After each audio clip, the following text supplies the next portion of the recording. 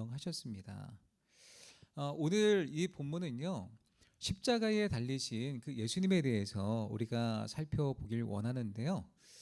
십자가 위에서 끝까지 예수님은 두 명의 사람들을 초청하고 있습니다. 죄인들을 초청하고 있는 장면인데 어떤 사람들이냐면 바로 32절 말씀을 같이 읽습니다. 또 다른 행악자도 사형을 받게 되어 예수와 함께 끌려가니라. 예수님께서 못 박히신 그 십자가 좌우편에 함께 처형을 당하는, 십자가형을 당하는 두 명의 사람이 있었음을 보게 됩니다. 마태와 마가는요, 그들을 강도라고 불렀고요. 누가는, 오늘 본문에서 누가는요, 행악자라고 지칭합니다. 그런데 이 강도들, 이 강도로 번역한 헬라어는요, 레스테스라는 단어인데 단순한 도둑이 아닙니다. 폭력을 사용하여서 남의 것을 갈취하고 또 심지어 그들의 생명을 빼앗는 그런 흉악범을 암시하고 있습니다. 당시 십자가형은 어떤 사람들이 받게 되냐면 반역이나 살인이나 이런 무서운 죄를 지었던 사람들에게 적용되었던 형틀이었습니다. 그래서 얼마나 잔혹했는지 로마 사람들이 십자가형을 이렇게 집행할 때에 로마 시민권자들한테는 집행하지 않았다고 그래요. 그 권익보호를 위해서 우리 로마 시민권자들은 이 흉악한 십자가형을 해서는 안 된다 하지 않았다는 거예요. 자, 그런 의미에서 보면 이 십자가에 달린 두 명의 행악자는요, 어떤 사람이었습니까? 십자가 최고형을 받을 만큼 흉악한 죄를 지었던 사람들임을 우리가 짐작해 볼 수 있습니다. 또한 예수님을 십자가에 못 박았던 사람들은요, 이 예수님을 생각할 때에, 그들이 예수님을 생각할 때에 예수님도 십자가에 달려 죽을 만한 사람이라고 생각했습니다. 예수님이 십자가에 죽으셔야 되는 이유가 무엇입니까? 당시에 예수님을 십자가에 못 박았던 이유는 신성 모독죄였어요. 하나님을 모독한 결과, 하나님을 신성 모독하는 자는 돌로 쳐 죽일지니라 구약의 법대로 예수님이 감히 하나님의 아들이라 지칭을 했다. 성전을 사흘 만에 짓는다 이야기를 했다. 성전 모독죄. 그래서 이 같이 달려 죽으면서도 예수님을 향해서 이 두 명의 행악자는요, 어떤 시각이 있었냐면 예수님도 십자가에 달려 죽는 것이 마땅하다 생각했던 거예요. 그래서 40절 말씀에 마땅히 달려 죽어야 된다고 생각을 했습니다. 마태복음 27장 40절 말씀을 같이 읽습니다.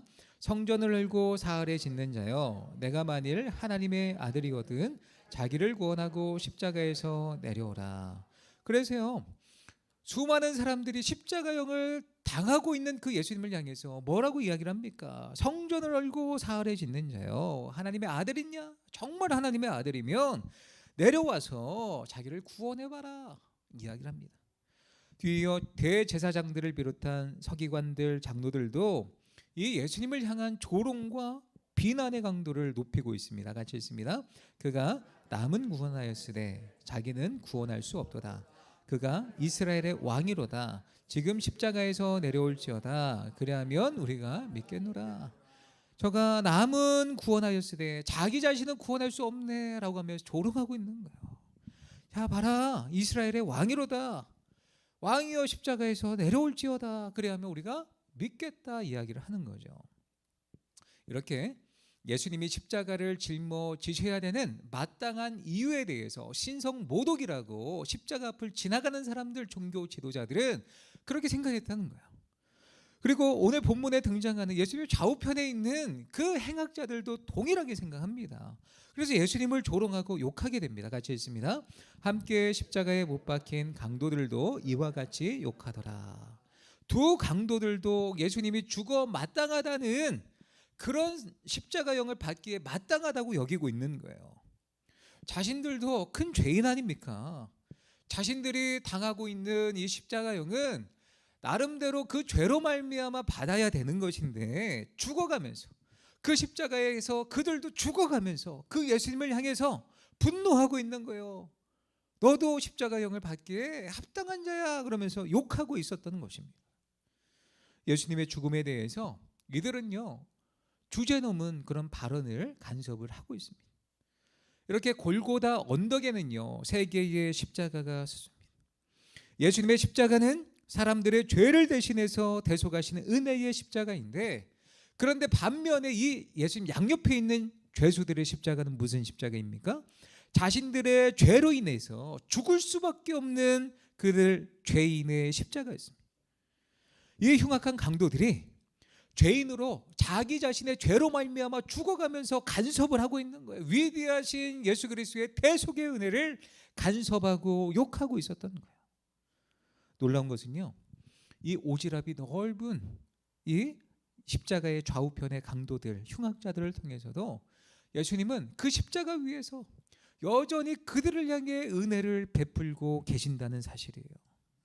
오늘 본문을 통해서 구체적으로 예수님은 어떤 은혜를 십자가에서 행하고 계시는지 살펴보도록 하겠습니다. 같이 읽습니다.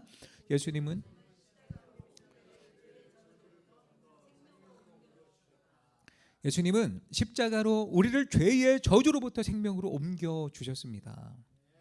좀 전에 살펴본 대로 예수님의 좌우편에 있는 강도들은요, 예수님을 욕했어요.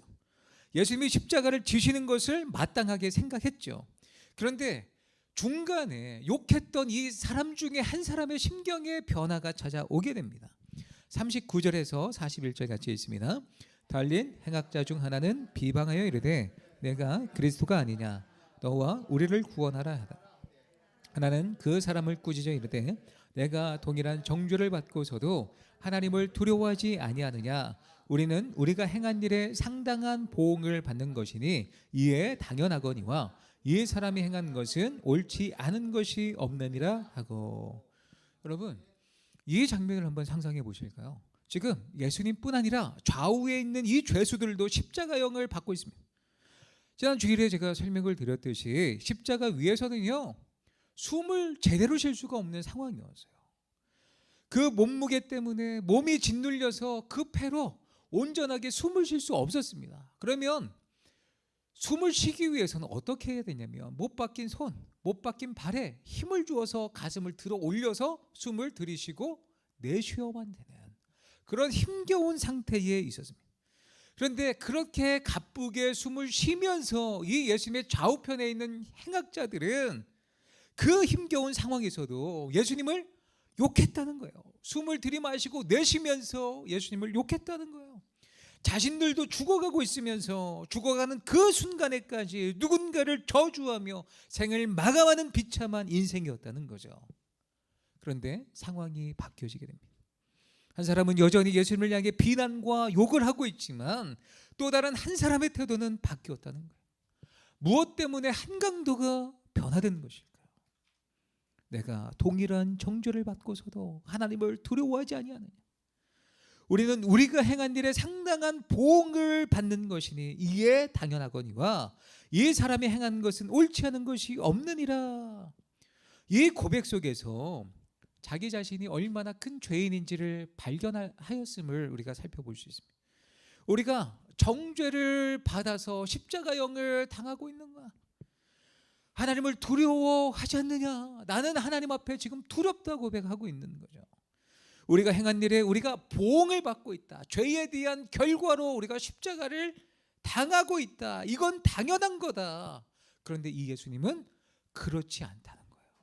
죄로 인한 결과로 십자가를 받고 있지 않다고 고백하고 있는 것입니다. 이 고백을 통해 자기가 죽을 수밖에 없는 죄인인 것을 인정하는 거예요. 자기가 사형 선고를 받아 마땅한 죄인임을 인정했던 것입니다. 그래서 지은 죄로 말미암아 하나님 앞에서 두려워 떨고 있는 거예요. 자신의 죄 때문에. 파스칼은요, 인간을 두 종류로 분류하게 됩니다. 자기가 죄인인 줄 모르는 죄인과 자기의 죄를 인정하는 죄인이다. 즉 희망이 없는 죄인과 희망이 있는 죄인뿐이다 고백을 했죠.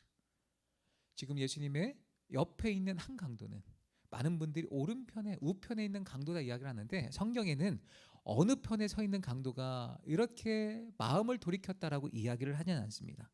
분명한 것은 한편에 있는 강도가 이런 고백을 했던 거예요. 자기가 사형 선고를 받아 하나님 앞에 버림받아 죽어 마땅한 그런 존재임을 고백했던 것입니다. 사랑하는 성도 여러분, 자신이 죄인인 것은 아무나 깨닫는 것이 아닙니다. 그러면 이 행악자가 어떻게 그의 마음을 바꾸게 된 그런 계기가 무엇이었을까요? 십자가 위에 있는 동안 예수님의 말씀을 들었기 때문입니다. 오늘 읽었던 39절에서 43절 이전의 말씀인 34절 말씀 같이 있습니다. 이에 예수께서 이르시되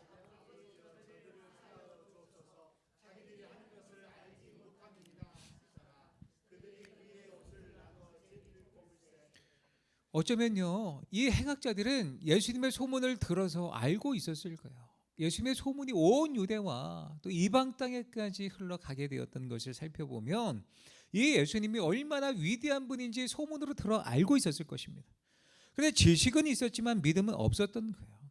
그런데 예수님은요, 정치적으로 매도를 당해서 지금 억울하게 십자가에서 죽으시면서 자신을 모욕하고 희롱하고 죽이는 자들을 원망하거나 저주하지 않습니다. 오히려 용서를 하고 있는 거예요. 아버지, 저들의 죄를 사하여 주옵소서. 자기들이 하는 것을 알지 못함이니이다. 용서를 하고 있는. 사람은 죽기 직전에 모두가 진실해진다고 이야기를 하지 않습니까? 죽음 앞에서 정말 진실되게 사람이 변하게 됨을 우리가 보게 됩니다. 예수님이 가짜라면 그 십자가 위에서 끝까지 분노하고 저주하고 자신을 십자가에 못 박는 자들을 향해 하늘에 불이 떨어지도록 그들에게 저주를 해 마땅한 거 아닙니까? 근데 그 위에서 예수님은 오히려 용서를 구하고 있는 거예요. 하나님 앞에. 예수님께서 십자가에 6시간 동안 달려 계셨거든요. 근데 그 십자가 도상에서 필요한 말이 딱 7마디만 하셨어요. 그 말씀들의 내용을 보면 아버지, 저들을 사하여 주옵소서. 자기들이 하는 것을 알지 못함이니이다. 오늘 내가 나와 함께 낙원에 있으리라. 여자여 보소서 아들이니이다. 보라 내 어머니라.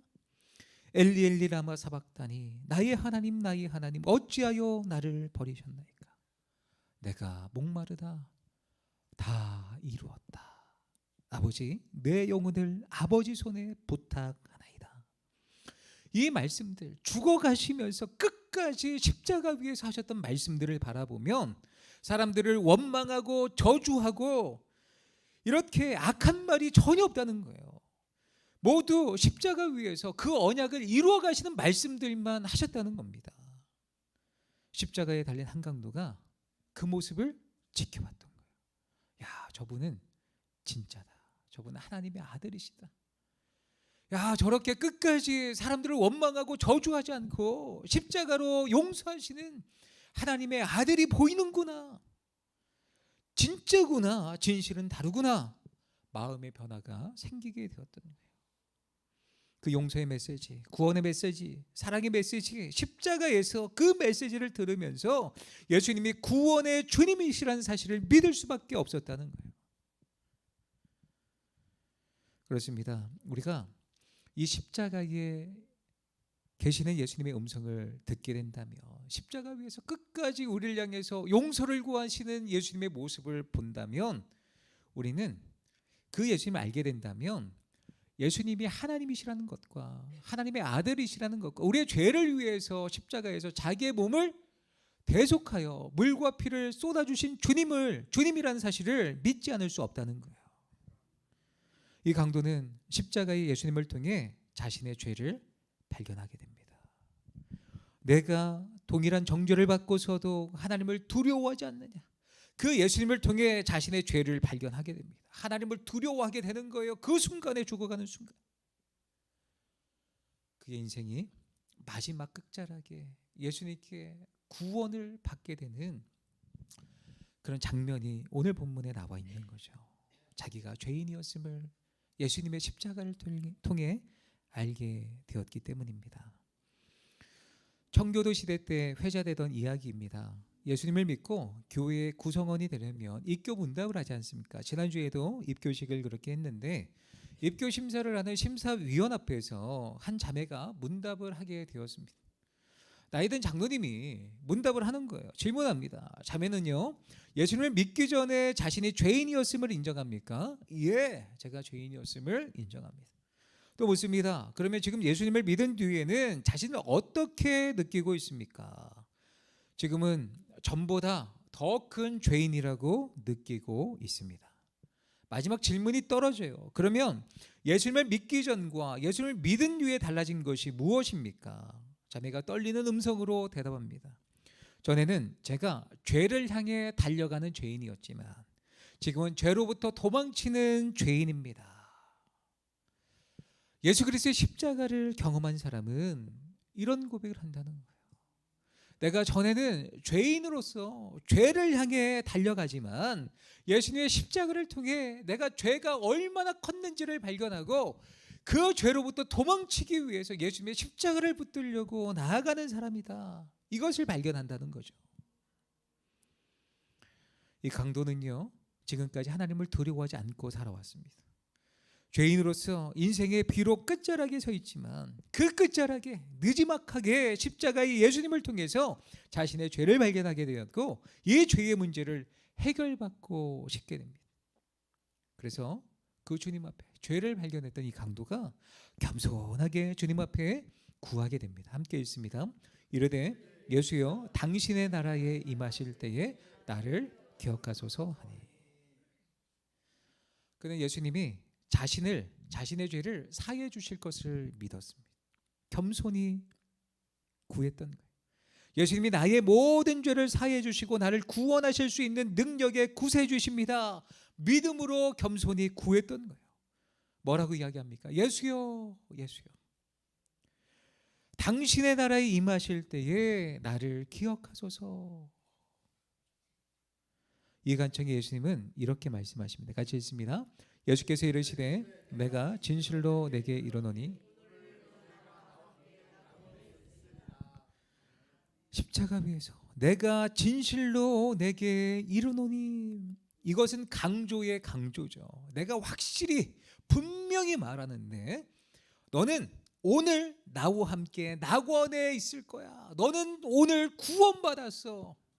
주님의 선언이 그에게 떨어지게 됩니다.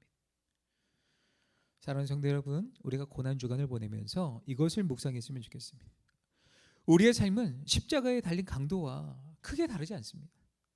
우리 모두가 하나님 앞에서 영원토록 저주를 받아 내 십자가를 지고 죽어야 마땅하는 그런 죄인이죠. 우리 모두가 그 영원한 저주를 향해 날아가는 인생을 살고 있습니다. 그러나 주님은요, 십자가에서 우리의 모든 저주를 끊어주시고 소멸해 주셨습니다. 에베소서 말씀 같이 있습니다. 또 십자가로 이 둘을 한 몸으로 하나님과 화목하게 하려 하심이라. 원수된 것을 십자가로 소멸하시고 죄로 말미암아 하나님과 원수된 우리를 주님의 십자가로 어떻게 하셨다고요? 화목하게 하셨다, 소멸하셨다 말씀하고 있습니다. 그럼에도 여전히 우리는 십자가 앞에 나아가는 것을 망설이고 있습니다. 주님 앞에, 그 십자가 앞에 나아가시기 바랍니다.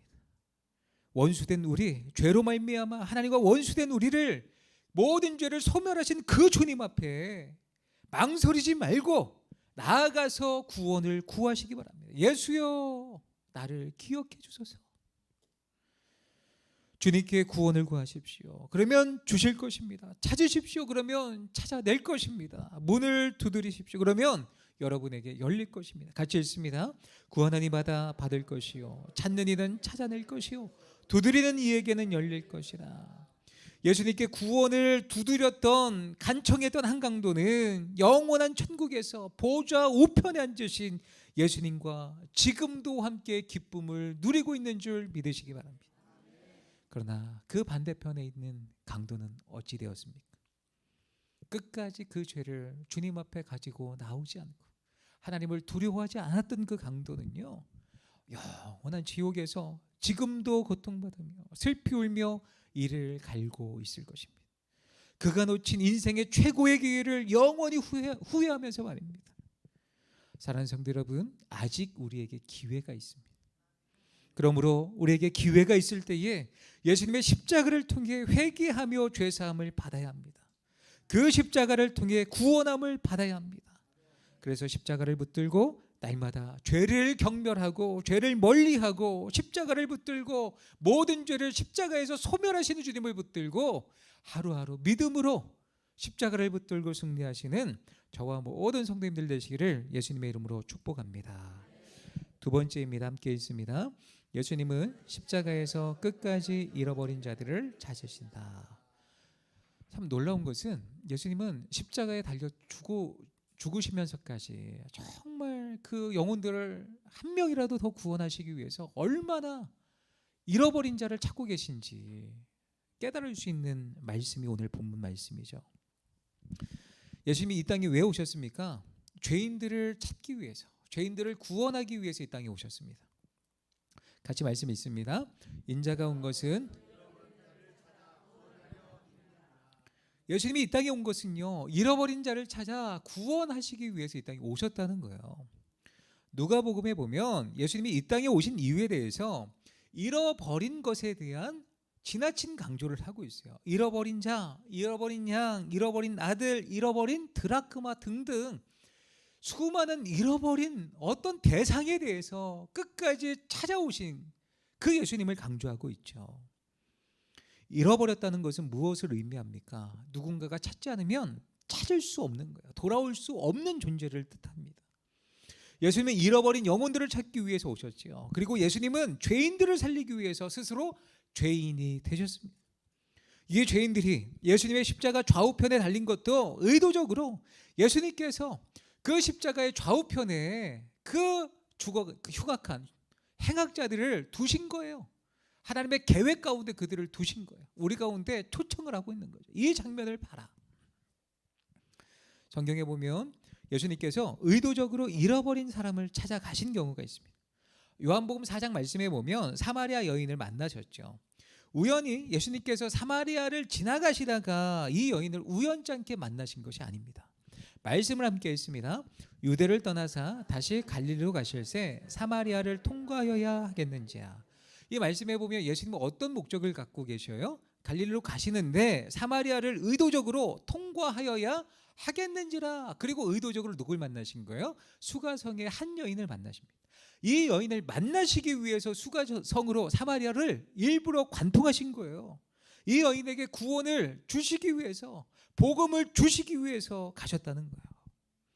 또 누가복음 19장 말씀해 보면 예수님은 예루살렘에 그 십자가를 지시기에 앞서서 그 여리고로 의도적으로 발걸음을 옮기시는 장면을 보여주고 있습니다. 그 여정 가운데 누구를 만나셨냐면 바디메오를 만나십니다.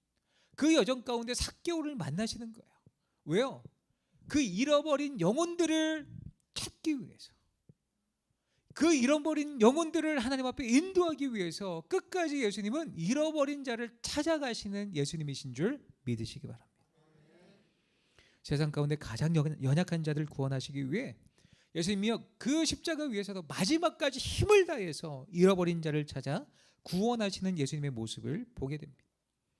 성경을 보면 잃어버린 자에 대한 예수님의 열심이 있다라고 말씀을 드렸는데 이 십자가 위에서도 잃어버린 영혼에 대한 그 열심이 정말 강렬하게 드러난다는 거죠. 같이 읽습니다. 또 다른 두 행악자도 사형을 받게 되어 예수와 함께 끌려가니라. 해골이라 하는 곳에 이르러 거기서 예수를 십자가에 못 박고 두 행악자도 그렇게 하니, 행악자였어요. 십자가형을 받기에 마땅한 죄수들이었습니다. 근데 하나님은 인류를 구원하시기 위해 보다 좀 거룩한 방법으로 죄인들 없이 예수님만 우뚝 서서 골고다 언덕에 봐라 세상 죄를 지고 가는 하나님의 어린 양이다 이렇게 보여주시면 더 좋잖아요. 근데 하필이면 그 양옆에 흉악한 죄수들을 그렇게 세팅해 놓으신 이유가 무엇입니까? 하나님과 예수님의 관심은요 처음부터 끝까지 죄인들에게 관심이 있었기 때문입니다. 그 죄인들에게 단지 관심이 있음을 보여주시기 위해서 봐라 여기 죄수들 사이에서 내가 죽지 않느냐, 이런 사람들을 위해서 내가 십자가에 달려 죽는 거야.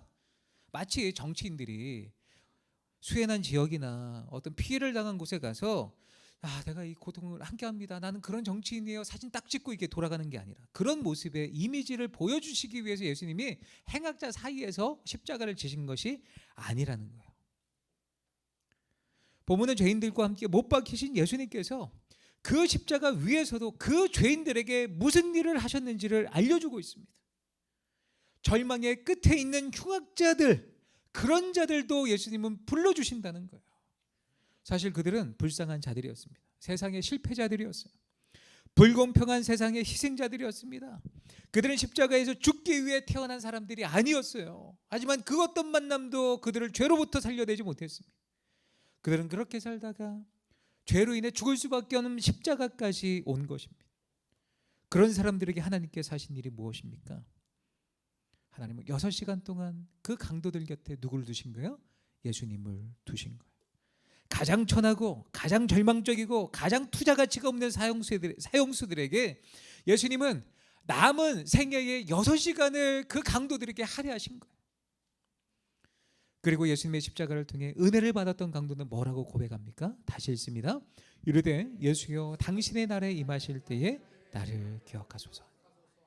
당신의 나라가 임할 때에 나를 기억하라. 그 예수님을 바라볼 때에 한 강도가 마음을 돌이켜서 자신의 죄를 발견하고 예수님 앞에 돌아왔던 이 예수여 당신의 나라에 임하실 때 나를 기억하소서 부탁을 하는 영혼을, 미래를 맡기는 이 죄수에게 예수님이 희망을 주시는 거예요. 소망을 주시는 거예요. 구원을 주시는 거예요. 사실 지금 강도는요, 십자가에서 죄수로 죽는 것 아닙니까? 그에게 무슨 미래가 있어요? 당신의 나라에 임하실 때에 나를 기억해달라고 무슨 소망이 있는 그런 요청입니까?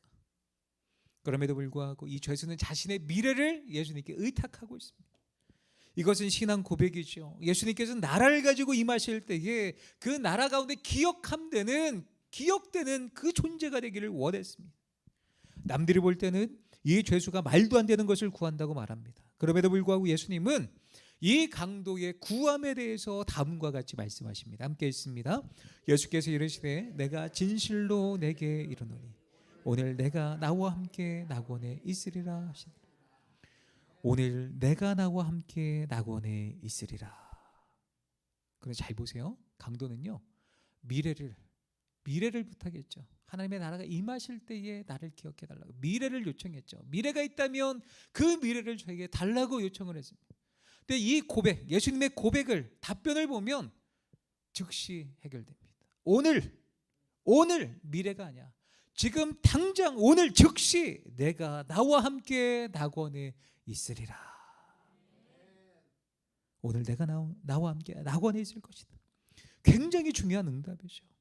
그렇습니다. 항상 구원이라고 하는 것은 우리가 기대하고 우리가 필요한 것보다 예수님은 그 이상 넘치도록 채워주시는 분입니다.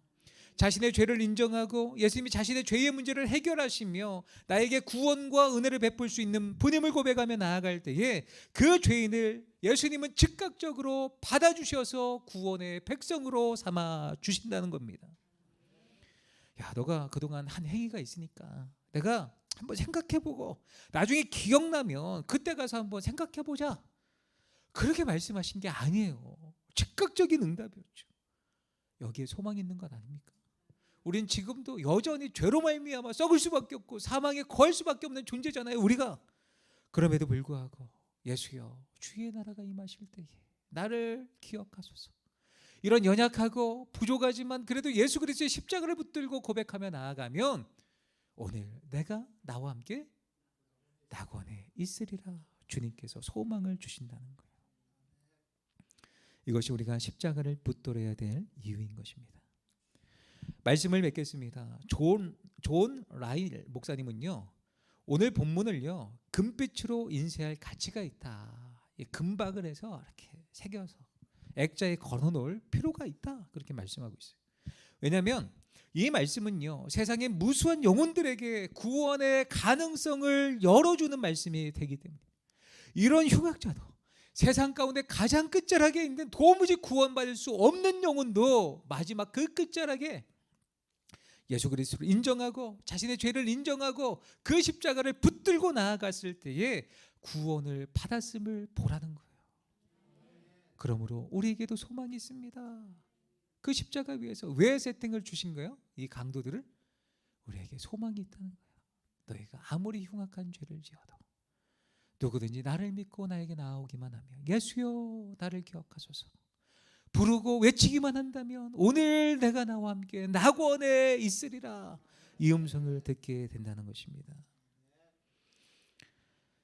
말씀을 맺겠습니다. 우리는 아직 기회가 있습니다.